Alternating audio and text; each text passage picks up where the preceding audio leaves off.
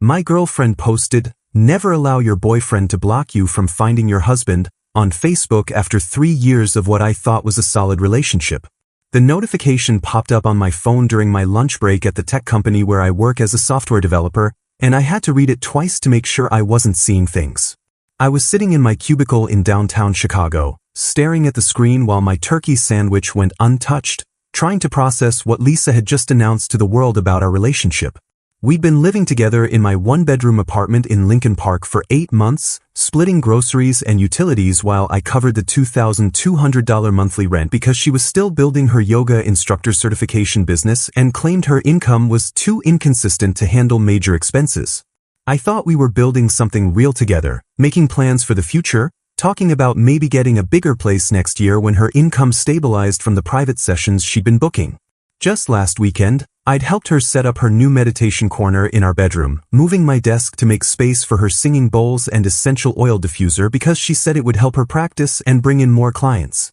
But apparently, while I was reorganizing my living space to accommodate her dreams and planning our shared future, she was advertising to her 800 Facebook friends that I was somehow preventing her from finding her actual future husband. The post already had 12 likes and several comments from her girlfriends with heart eye emojis and "Yes Queen" reactions, treating this like some empowering revelation instead of what it actually was, a public humiliation of her boyfriend of 3 years who'd been nothing but supportive of her career transition from retail management to wellness coaching. I clicked on the comments section and saw her friend Rachel had written, "Finally, you deserve so much better, babe," and another friend had added, "He's been holding you back from your true potential," which was particularly rich considering I'd paid for half her yoga teacher training program just 4 months ago. The casual cruelty of it hit me like a cold slap, the way she turned our entire relationship into a Facebook post designed to make me look like some controlling obstacle standing between her and happiness,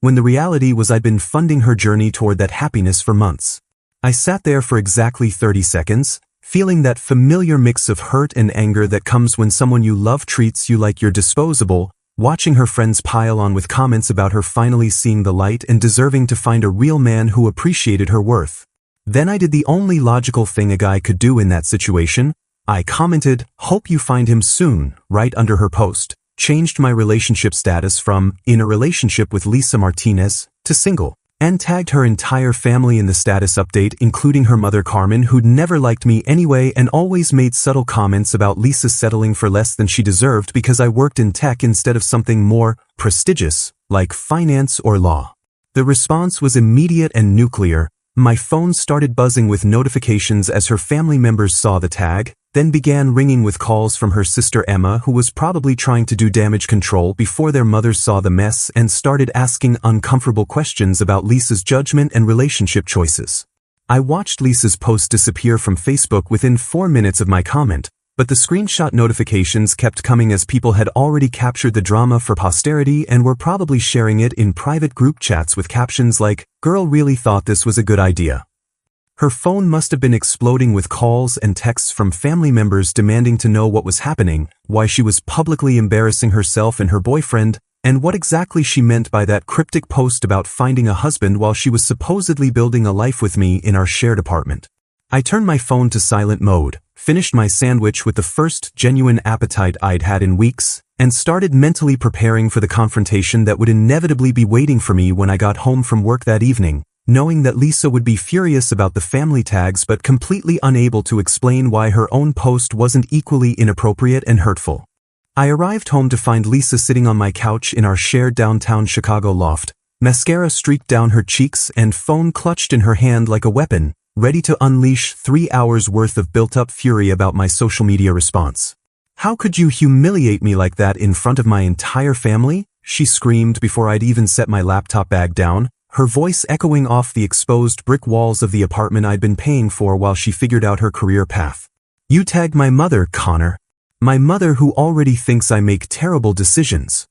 The irony was absolutely stunning. She was furious about being humiliated by my response to her post that had humiliated me first, like she expected to be able to publicly announce that I was blocking her from finding a husband without any consequences. "Maybe you should have thought about that before posting about finding your husband while you're living with your boyfriend," I replied calmly, hanging my jacket in the closet and noting how she'd apparently spent the afternoon crying instead of working on the client consultations she'd claimed were so important for growing her business. The argument escalated quickly from there, with Lisa switching between tears and rage, demanding I delete my comment and change my status back, while I stood there wondering when exactly she'd planned to inform me that she was apparently just marking time until someone better came along. "You know what? Fine," I finally said, cutting through her hysterics with the kind of calm tone that had served me well in tense client meetings. "If you're looking for a husband and I'm not husband material, then pack your stuff and move out by the end of the month." That's when she dropped the bombshell that made my blood run cold and revealed the true depth of her manipulation. She smiled through her tears with the cruel satisfaction of someone playing a trump card they'd been hiding for months.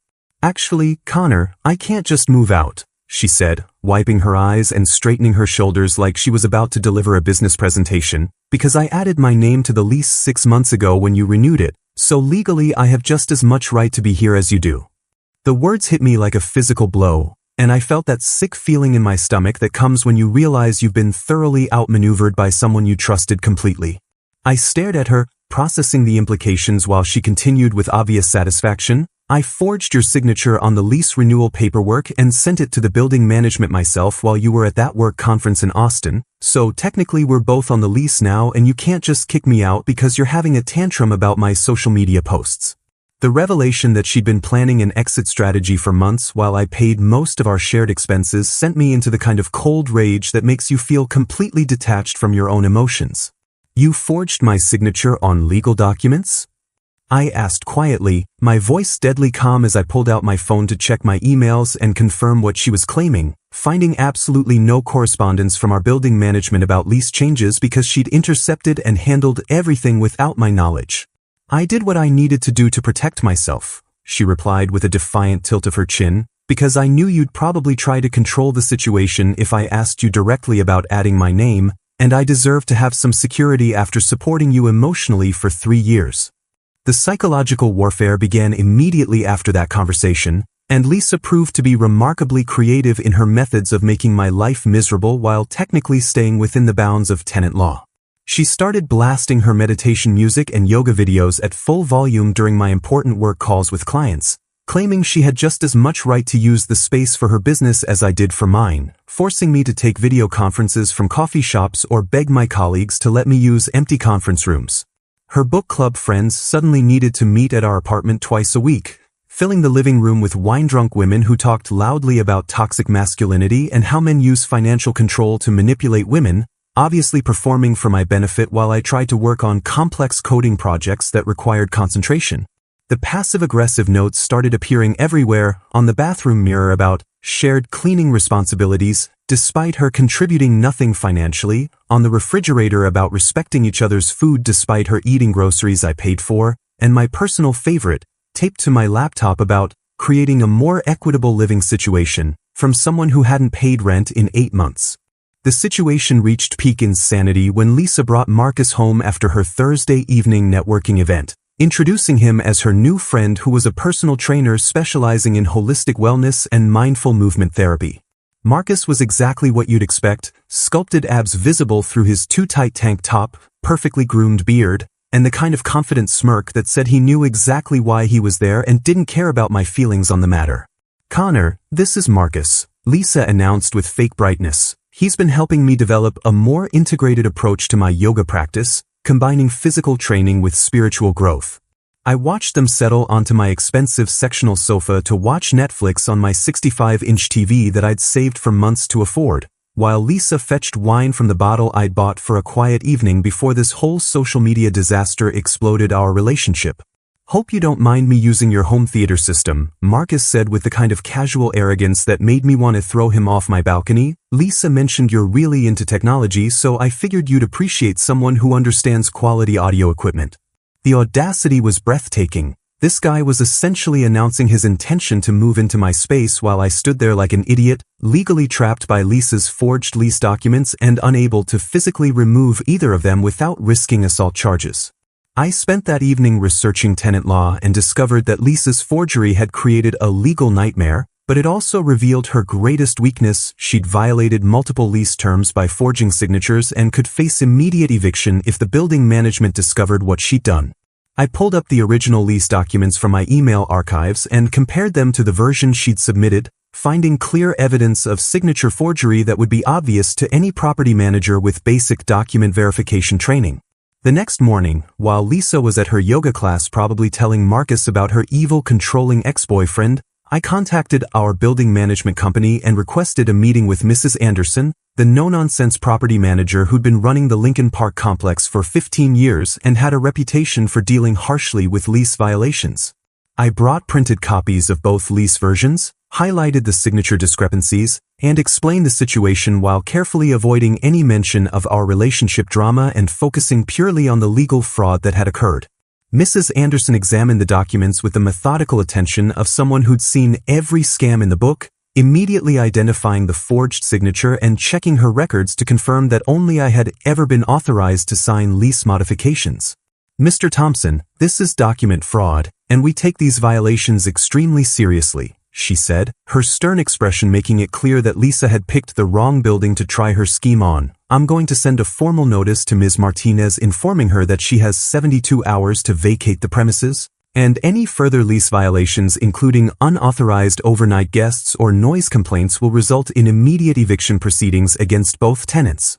The nuclear option had been deployed, and I felt a grim satisfaction knowing that Lisa's clever legal trap was about to become her own prison. When I got home that evening, I found Marcus making himself completely at home in my kitchen, cooking dinner with groceries I'd paid for while Lisa sat at my dining table complaining about her mother's phone calls, asking uncomfortable questions about her Facebook post. "Lisa," I said calmly, holding up the official notice from building management, "you might want to read this before you get too comfortable with your new living arrangement." The color drained from her face as she read the eviction warning, and I watched Marcus's confident expression falter as he realized he'd walked into a legal minefield instead of a simple romantic triangle. "They can't do this," Lisa stammered. "I'm on the lease now, I have rights." "You forged my signature," I replied quietly, "which makes your lease addition null and void, and Marcus here counts as an unauthorized overnight guest, which violates the building's occupancy rules."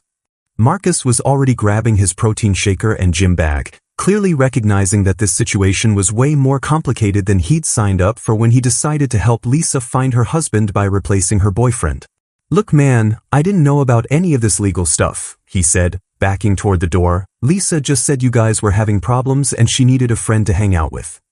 The speed of his retreat was almost comical. 1 minute he was Mr. Confident personal trainer ready to steal another man's girlfriend. The next he was practically sprinting away from a woman who'd lied to him about her living situation and dragged him into what looked like a potential criminal fraud case. The very next day, Lisa escalated to full-scale psychological warfare by sending me a detailed email claiming ownership of practically everything valuable in my apartment, from my custom-built gaming setup worth $4,500 to my vintage Martin acoustic guitar that had been my grandfather's. After careful consideration of our shared living situation, her email began with the tone of a legal document. "I believe these items represent relationship investments that we purchased together during our partnership, and I expect equitable distribution of assets before my departure."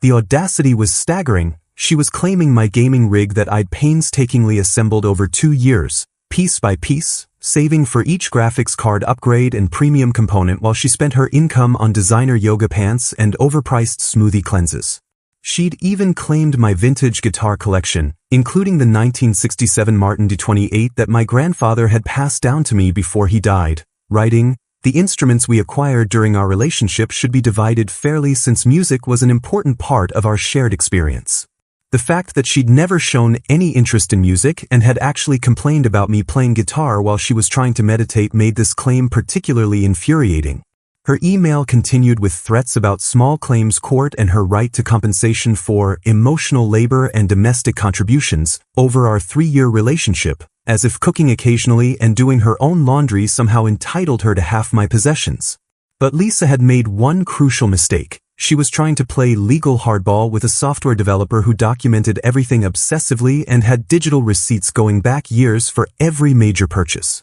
I spent the evening pulling together an evidence package that would make any lawyer weep with joy, starting with purchase receipts for every piece of equipment she'd claimed, all clearly showing my name and credit card information with dates spanning back to before I'd even met her. The gaming setup alone had 43 separate receipts from different vendors over 18 months, each component carefully researched and purchased with my own money while she was still working retail and complaining about her $12 an hour wage. I found warranty registration emails, credit card statements, and even old social media posts where Lisa had thanked me for your amazing new guitar when I'd bought my Taylor acoustic 2 years ago, and your incredible sound system when I'd upgraded my studio monitors. The digital trail was ironclad and showed exactly what I'd suspected. She'd never contributed financially to any of these purchases, but had certainly enjoyed the benefits of dating someone who invested in quality equipment. My colleague Jake helped me move everything valuable to a secure storage unit downtown while Lisa was at her Saturday morning yoga instructor training,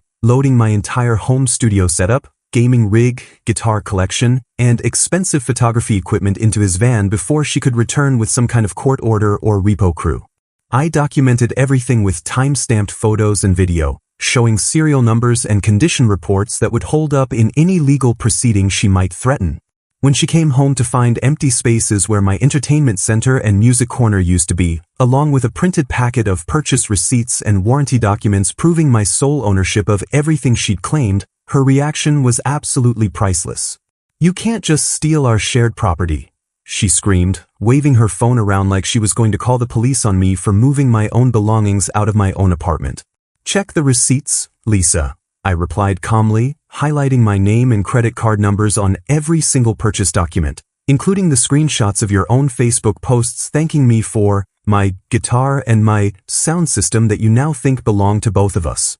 I'd even included her old Instagram stories where she'd posed with my equipment, using captions like, "Boyfriend's set up his goals," and "So lucky he lets me use his recording studio," which completely undermined any claim that she'd considered these items jointly owned during our relationship. The evidence package also included text messages where she'd asked to borrow my camera equipment for her yoga photo shoots and emails where she'd thanked me for letting her practice guitar on Your Beautiful Martin when she was going through her short-lived musical phase last summer. Facing eviction and the loss of her claim to my possessions, Lisa launched into full desperation mode with a sophisticated social media campaign designed to destroy my reputation and paint me as the villain in our breakup story. She created a private Facebook group called Women Supporting Women and invited 43 of our mutual friends, then began sharing carefully edited text message screenshots that removed all context to make me look controlling and financially manipulative. Her posts started with seemingly reasonable complaints about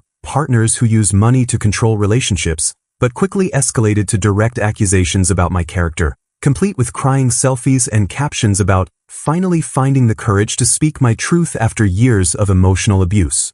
The most damaging post included a screenshot of a text where I'd told her she needed to contribute more financially, but she'd cropped out the part where she'd just spent $800 on designer workout clothes while claiming she couldn't afford groceries, making it look like I was demanding money from someone who was already struggling. She posted tear-filled Instagram stories about recognizing the signs of financial manipulation and how I had supposedly monitored her spending and isolated her from friends, conveniently omitting the fact that I'd paid for her expensive hobbies while she spent her own income on luxury items she couldn't afford. The character assassination was surprisingly effective at first. Several mutual friends started treating me differently, and I noticed people avoiding eye contact when I ran into them at coffee shops or the gym, clearly believing Lisa's version of events without hearing my side of the story. Her campaign included posts about how I'd forced her to depend on me financially by paying for her yoga training, then used that dependency to control her life choices, completely twisting the reality that I'd voluntarily supported her career change because I thought we were building a future together.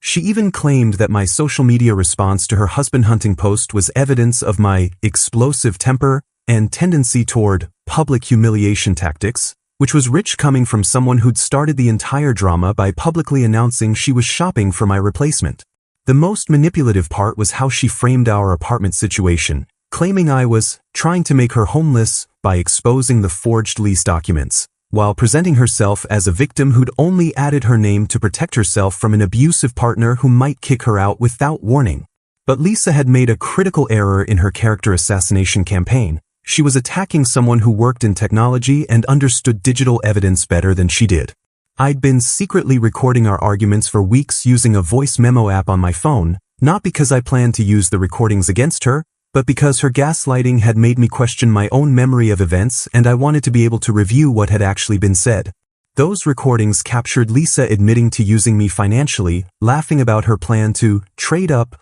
to someone wealthier, and even bragging to her friends about how easy it was to manipulate nice guys like me who felt guilty about having more money than their girlfriends. I had hours of audio where she discussed her strategy for the lease forgery, her intention to claim ownership of my possessions, and her belief that I was too weak to fight back against her manipulation because I'd been conditioned to avoid conflict in relationships. The recordings also captured her true feelings about our relationship, including a phone conversation with her sister where she called me a safe backup plan and discussed her timeline for finding someone more ambitious and financially successful before she turned 30. Rather than engage in a public social media battle that would have made both of us look petty, I compiled all the evidence into a comprehensive package and decided to go directly to the source of Lisa's credibility, the people who knew her best and whose opinions actually mattered to her reputation in our social circle and family. Instead of defending myself publicly against Lisa's social media smear campaign, I took a much more strategic approach by sending a comprehensive evidence package directly to her father, Greg Martinez, a respected CPA who'd always treated me fairly and valued honesty above family loyalty during the 3 years I'd been dating his daughter. Greg was the kind of old-school professional who built his reputation on integrity and had zero tolerance for financial manipulation or document fraud, which made him the perfect person to review the evidence of Lisa's behavior without the emotional bias that might cloud other family members' judgment. The package I sent him was methodical and thorough, including the original and forged lease documents with detailed analysis highlighting the signature discrepancies, complete audio recordings of Lisa admitting to the forgery and discussing her manipulation strategies, and financial records showing the pattern of her using me as a personal ATM while contributing nothing to our shared expenses. I included screenshots of her own social media posts where she'd thanked me for my possessions that she later tried to claim as relationship assets,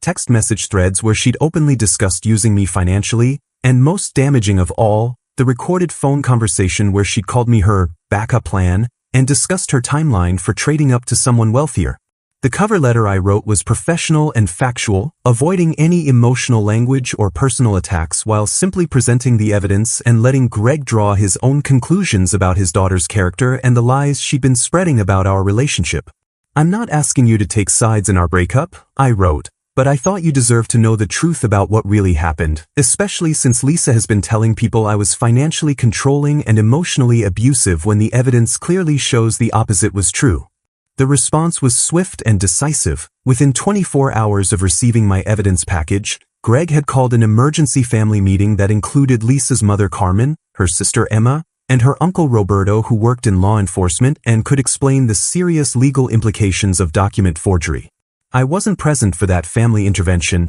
but the results were immediately visible across Lisa's social media presence, which went completely silent for the first time in months as her family undoubtedly confronted her with the evidence of her lies and manipulation. Several mutual friends who'd been avoiding me suddenly started reaching out with apologetic messages, clearly having received clarification from Lisa's family about the real situation, and Lisa's Women Supporting Women Facebook group was quietly deleted along with all her posts about emotional abuse and financial manipulation. The most telling sign that Greg had taken decisive action was when Lisa's sister Emma called me directly to apologize for believing her sister's lies and to let me know that the family was handling the situation internally and that I wouldn't be dealing with any more harassment or false accusations. "My dad is absolutely furious about the lease forgery," Emma told me during that conversation, "and he's making Lisa take full responsibility for her actions, including apologizing to everyone she lied to about you and getting professional help for her manipulative behavior." Within 3 days of that family intervention, Lisa had completely stopped her social media campaign, quietly announced she was taking time to focus on personal growth, and began frantically packing her belongings while avoiding all eye contact with me, clearly understanding that her family now knew exactly who she really was and what she'd been doing to me throughout our relationship. 8 months after Lisa moved out in shame and I'd rebuilt my life with a promotion to senior developer, new friendships, and a healthy relationship with Rachel, a brilliant UX designer from my company. I was scrolling through Instagram during my lunch break when I saw Lisa's engagement announcement pop up in my feed. The photo showed her beaming with an enormous diamond ring on her finger, standing next to Marcus, the same personal trainer who'd fled my apartment when he discovered her legal troubles, with a caption announcing their upcoming wedding at the Palmer House Hilton, one of Chicago's most exclusive and expensive venues. The post was dripping with luxury lifestyle imagery, featuring photos of champagne tastings, venue tours, and designer dress fittings, clearly designed to project an image of wealth and success that seemed impossible given what I knew about both their financial situations. I knew Lisa was still working part-time at various yoga studios while trying to rebuild her reputation after her family intervention, and Marcus was a personal trainer at a mid-tier gym whose biggest clients were suburban soccer moms, so the $30,000 plus wedding they were advertising seemed completely beyond their means.